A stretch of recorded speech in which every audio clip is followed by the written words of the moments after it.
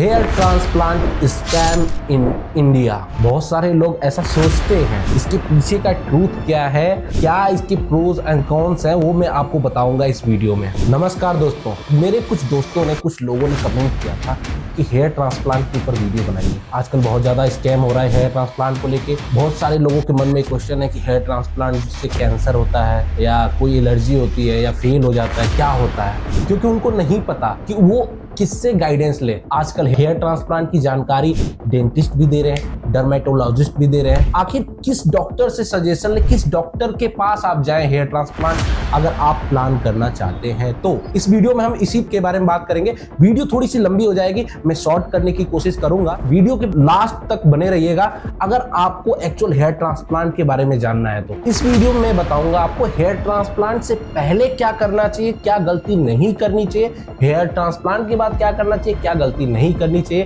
क्या आपको 100% रिजल्ट मिलेंगे या नहीं मिलेंगे। हेयर ट्रांसप्लांट के दो टेक्निक होते हैं जो कि काफी लोग जानते हैं। FUT, FUE बहुत लोग जानते होंगे, नाम सुना होगा, लेकिन डिटेल में वो नहीं जानते हैं क्योंकि वो सही डॉक्टर के पास नहीं गए होंगे।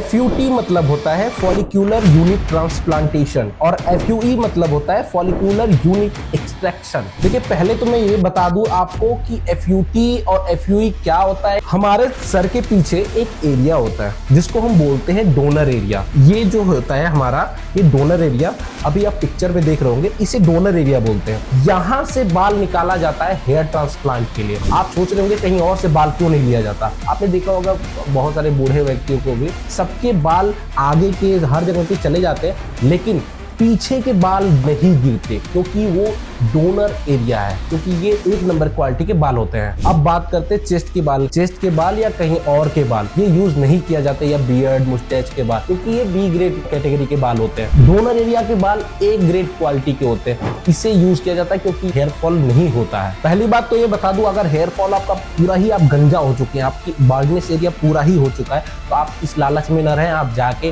पीछे से बाल ले लें, चेस्ट से बाल ले लें और अपने बियर्ड से बाल ले लें और हेयर ट्रांसप्लांट करा लें। ऐसा बिल्कुल मत करना, बहुत ही गंदा, बहुत बेकार रिजल्ट आएगा जो कि 3-4 साल में बाल गिर भी जाएंगे। हेयर ट्रांसप्लांट किसे कराना चाहिए? बहुत सारे लोग अभी स्टार्टिंग में थोड़े से बाल जाते हैं, वो हेयर ट्रांसप्लांट के लिए चले जाते हैं। ऐसा नहीं करना चाहिए। हेयर ट्रांसप्लांट के 7 स्टेज होते हैं। आप पहले स्टेज पे हैं, दूसरे स्टेज पे हैं, आप हेयर ट्रांसप्लांट के बारे में मत सोचिए, आप तीसरे स्टेज पे प्लान करिए। डोनर एरिया एक ही है, आप कितनी बार हेयर ट्रांसप्लांट करा रहे हैं, यहीं से बाल लगेंगे तो वहां पे स्कार भी ज्यादा आएगा, तो इसीलिए प्लान कीजिए, लेकिन स्टार्टिंग एज में मत कीजिए, उसको कुछ टाइम दीजिए। आपको क्या करना है हेयर फॉल ना हो वो मैं आपको बताता हूँ। हेयर ट्रांसप्लांट पे अभी फिर से आते हैं, उसके पहले थोड़ा सा मैं आपको जानकारी देना चाहता हूँ हेयर फॉल की।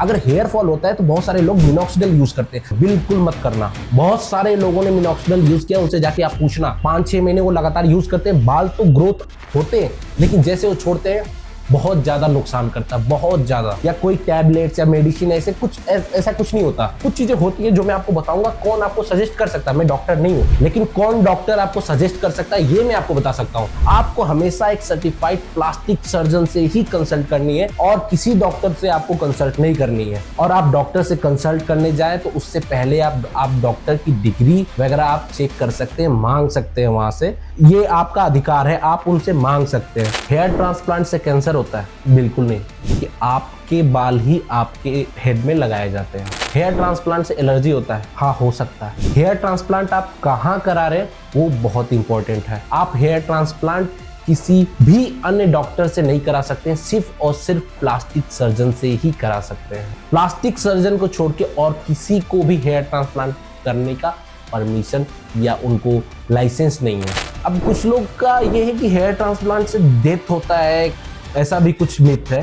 हेयर ट्रांसप्लांट से इंडिया में 4 या 5 केस आ चुके हैं ऐसे डेथ के, लेकिन आप उसके पीछे की कहानी पढ़ेंगे तो आपको पता चलेगा जिन जिन लोगों ने हेयर ट्रांसप्लांट कराया था उन्होंने एक प्लास्टिक सर्जन से नहीं या किसी डॉक्टर से नहीं कराया था, उन्होंने टेक्नीशियन से हेयर ट्रांसप्लांट कराया था। जो एक प्लास्टिक सर्जन के अंडर में रह के जो टेक्नीशियन सीखते हैं, एक्सपीरियंस लेते हैं, वो जाके कहीं बाहर 20-25 हजार में हेयर ट्रांसप्लांट करते हैं, उन्होंने वहां पे कराया था। अब वहां पे कराया तो गलत क्यों हो गया?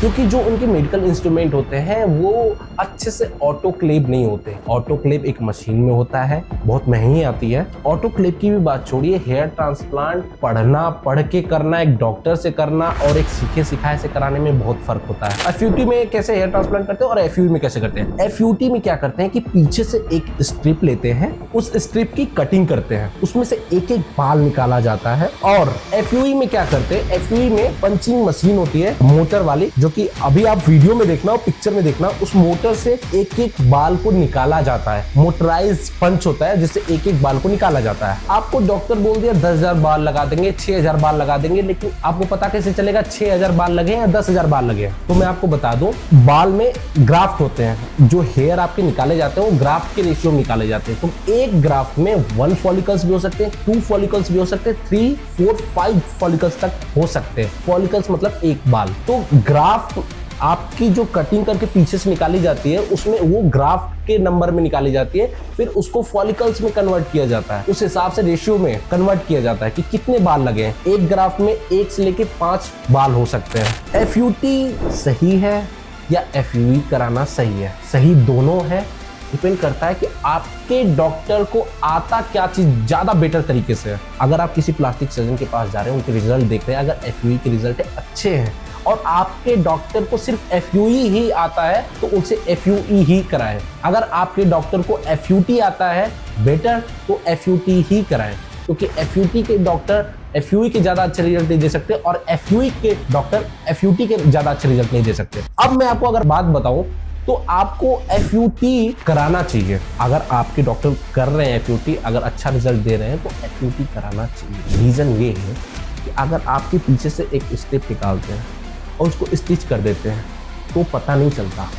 एफयूई के जो है ना वो टाइप हो जाते हैं, छोटे छोटे छेद हो जाते हैं, वो दिखता है। खैर उतना नहीं दिखता, 5-6 हज़ार बाल आप लगा सकते हैं, लेकिन आपने इतना बाल लगा दिया, आपके हेयर फॉल हो गए और सेकेंड सेशन की आपको 8-10 साल बाद जरूरत पड़ी, यहाँ पे फिर बाल चले गए क्राउन एरिया पे, इसे क्राउन एरिया बोलते हैं। तो आपको सेकंड सेशन जब जो जरूरत पड़ेगी, तो आपने एफयूई करा दिया रहेगा ना पूरे डोनर एरिया की, तो डोनर एरिया खराब हो जाता है। अगर एफयूटी आप कराए रहेंगे तो एक स्ट्रिप निकली रहेगी जो बंद भी हो जाती है, तो आप एफयूई कर सकते हैं। सेकेंड टाइम आपको चांस रहता है कि आप एफयूई करके कुछ बाल और निकाल लें, या पहले ही सेशन में अगर आप कर रहे हैं तो एफयूटी भी कराइए, थोड़ा एफयूई भी कर लीजिए अगर आपको ज्यादा बाल लगाने हैं, फ्रंटल से लेके क्राउन एरिया तक, ताकि आपके जो स्कार है वो कम से कम दिखे। तो आपको एफयूई प्लस एफयूटी दोनों ट्राई करना चाहिए, दोनों कॉम्बिनेशन टेक्निक आपको यूज करना चाहिए। देखिए ये हो गया नेचुरल हेयर ट्रांसप्लांट। ये रिजल्ट आने में आपको 9 से 10 महीने लगते हैं। आपके हेयर ट्रांसप्लांट हुए तो हेयर ट्रांसप्लांट के तीसरे दिन के बाद से आपका शेडिंग स्टेज स्टार्ट होता है। शेडिंग स्टेज मतलब कि आपके 2 महीने तक बाल, 3 महीने तक बाल गिरेंगे, जो बाल आपको लगाए जाते हैं वो